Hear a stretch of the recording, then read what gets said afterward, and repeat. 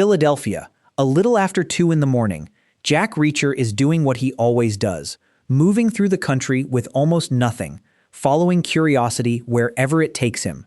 This time, he is in town for baseball, a cheesesteak, and no larger plan. But the moment he steps onto a nearly empty subway car, his night changes completely. Across from him sits a woman in a heavy winter coat, even though it is warm outside.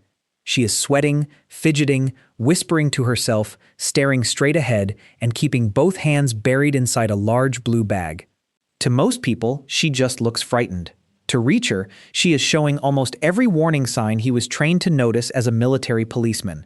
He immediately thinks she could be carrying a bomb. Reacher approaches carefully and sits beside her. He does not grab her, he does not raise his voice, he simply starts talking, telling her that whatever she is about to do, she still has time to stop. Slowly, he convinces her to show him one hand, then asks to see what is inside the bag. What comes out is not an explosive vest. It is a revolver. For a second, that almost feels like good news. Reacher keeps trying to calm her down and tells her he can help, but the woman is already convinced that nobody can. Before Reacher can reach her, she raises the gun to her own head and fires. The woman is Anna Merrick, and within minutes, Reacher is sitting inside a Philadelphia police station answering questions from Detective Tamara Green and her partner. They initially treat him like a possible suspect, but Reacher quickly dismantles their theory. There is no blood on him, no gunshot residue, and the witnesses confirm enough of the scene to make murder unlikely. More importantly, Reacher realizes the detectives never truly believed he pulled the trigger. They are keeping him there because someone else is coming. That someone is the federal government. Reacher could leave the moment the local police clear him, but he chooses not to. Anna had been terrified, she had needed help, and he was the last person close enough to possibly give it. He does not know her, but he does not like the idea of walking away without understanding what drove her to that train. So he waits for the people coming from Washington. Before the federal men arrive, Reacher points out something the police missed. There were 4 other passengers on the train, not 3. A Hispanic woman, a black man, a young Balkan immigrant, and a white man in his 50s sitting at the far end of the car. Police only found 3. The 4th witness disappeared in the confusion. Then the federal men walk in, refuse to identify their agency, and begin asking questions that have almost nothing to do with Anna's death. They want to know whether Anna handed Reacher anything before she died. Maybe a document, maybe an object, maybe something he hid before the police searched him. Their interest is so specific that Reacher understands the real issue immediately. The government is not worried about why Anna died. It is worried about what she may have been carrying. Reacher leaves the station with no charges, but he barely makes it down the street before 2 men confront him. They ask about a flash drive Anna supposedly gave him. Reacher tells them he has nothing. They decide to take the answer by force. That goes about as well as expected. Reacher tears through both men, but the attack confirms something important. Anna's suicide is connected to information powerful people desperately want, and now, simply because Reacher was the last person who spoke to her, everyone assumes that information is with him. Instead of walking away, Reacher goes looking for Anna's brother, Jacob Merrick, a police officer from New Jersey who has come to Philadelphia after hearing the news. Jacob cannot accept that his sister willingly ended her life. He describes Anna as happy, compassionate, proud of her job, and deeply devoted to her son Ben. Anna and Jacob were both adopted, and Jacob says they had always been unusually close. The woman Reacher saw on the train does not sound anything like the sister Jacob knew. There is another problem. Ben is not answering his phone. Jacob initially tries to explain it away. Ben is 20, a college football player at Temple, and disappearing for a few hours is not exactly shocking, but in the middle of everything else, Reacher files the detail away. Jacob also explains that Anna worked for the Department of the Army in Human Resources.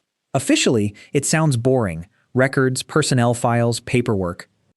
Yet the federal response, the missing flash drive, and the men attacking Reacher all suggest Anna had access to something far more dangerous than ordinary employment records.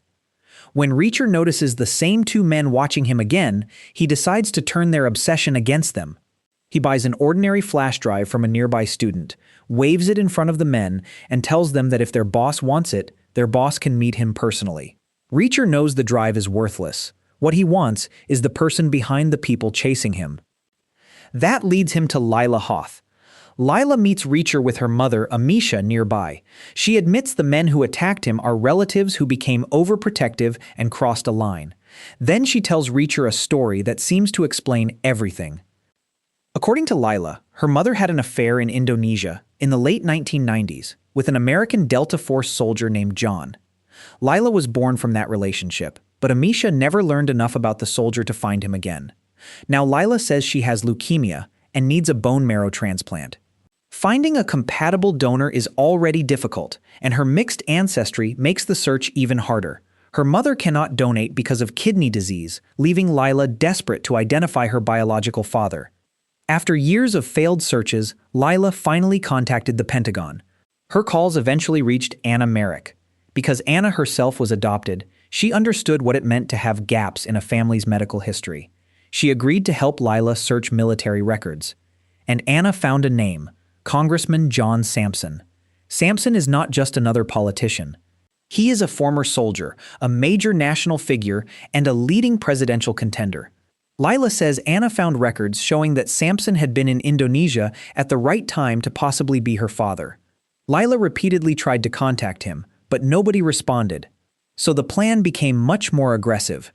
Anna was going to provide documents proving Sampson's presence in Indonesia. Lila hoped that making those records public would create enough pressure to force him into a DNA test. If he really was her father and a compatible donor, refusing to help his own daughter could destroy his political future. In other words, it was blackmail built around a life-or-death medical need. Anna was supposed to deliver those files on a flash drive in Philadelphia because she believed Washington was too heavily monitored, but she never reached Lila's hotel. Instead, Reacher found her terrified on the subway. Lila offers Reacher everything she has in exchange for the drive. That is when he reveals the truth.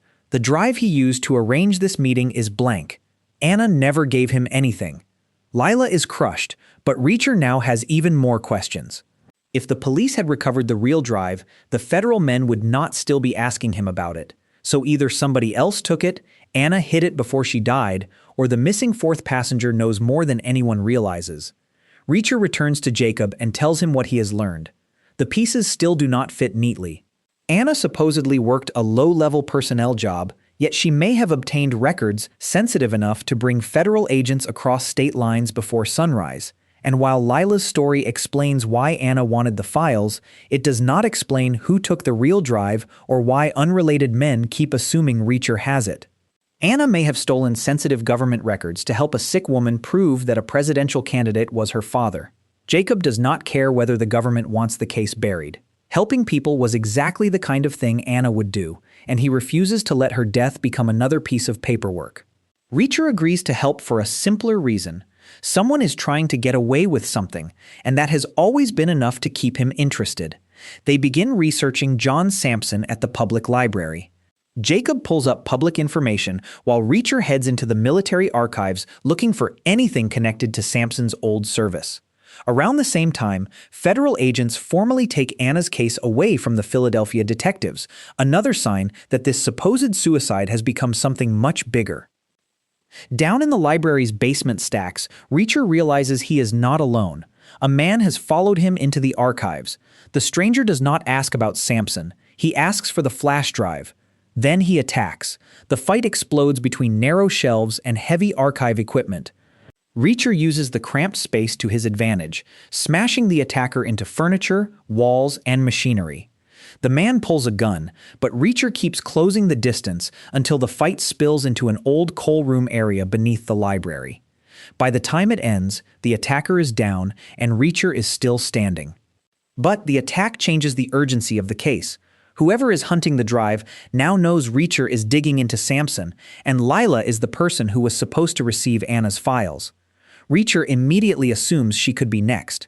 He calls her hotel room. No answer. Reacher and Jacob race across Philadelphia and reach Lila's floor just as another armed man is moving in. Reacher crashes into the room and a second brutal fight begins. Lila is caught in the middle while Reacher and the attacker tear through the hotel room, smashing furniture and slamming into the walls. The struggle ends near the window, with the attacker going over the edge and Reacher looking down after him. Lila survives, shaken and injured, but the message is unmistakable. This is no longer about a politician avoiding an embarrassing paternity story. People are willing to kill for whatever Anna put on that drive. Reacher tells Lila to disappear. Change clothes, choose dark, forgettable colors. Stay away from the expensive hotel. Take her mother somewhere that accepts cash and does not ask questions.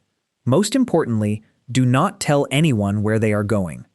Then Reacher and Jacob leave before the police arrive. They may have saved Lila, but her blackmail plan is still illegal, and explaining the destroyed hotel room would only slow them down. Outside, Jacob finally gets a useful lead on Ben. One of Ben's fraternity brothers says Ben left a bar about a day and a half earlier with an attractive woman and has not returned to campus since. Jacob still wants to believe his nephew is simply having fun, but Reacher now sees a pattern. Anna is dead. Her son cannot be found. Lila has been attacked. Multiple groups are looking for the same missing drive. This is not coincidence. Reacher goes back to Tamara Green and asks one final question. Did the flash drive ever turn up in Anna's belongings or evidence? Tamara says no. She personally inventoried everything. The federal agents asked about the drive too, and there was nothing like it in police custody. Reacher can also tell Tamara is more capable than her current assignment suggests. Earlier, he had already guessed that she was stuck on the night shift because she had angered somebody above her. Her reaction tells him he was right. She understands institutions well enough to recognize when a case has become radioactive. Tamara wants no part of whatever Reacher has stepped into. She has spent years being punished by the system and only wants to survive long enough to collect her pension. Reacher can chase the conspiracy if he wants. She is done. Reacher's next move is obvious. If Anna's secret begins with John Sampson, then Reacher wants to hear Sampson's side of the story directly. He tells Jacob they are going to Washington, D.C.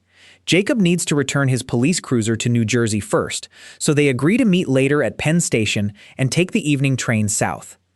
Reacher never makes it that far. Walking alone, he is approached by several men in suits. They know exactly who he is, and unlike the street thugs or the library attacker, these men come prepared.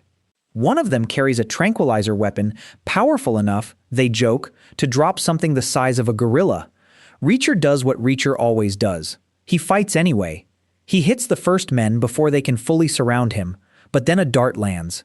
The drug starts moving through his system. Reacher keeps throwing punches, keeps forcing himself forward, and for a few seconds it almost looks as if sheer stubbornness might beat chemistry. It cannot. His vision blurs, his legs stop responding. The men finally overpower him, drag his unconscious body into a white van, and drive away. By the end of the episode, Anna Merrick is dead, her son is missing, the flash drive is still nowhere to be found, Lila Hoth has nearly been killed, the federal government is taking control of the investigation, and Jack Reacher has just been kidnapped by men who were specifically prepared to neutralize him. What began as a random late-night subway ride has turned into a conspiracy involving the Pentagon, a presidential contender, a vanished witness, and information dangerous enough to kill for. And Reacher still has not seen what is on the drive.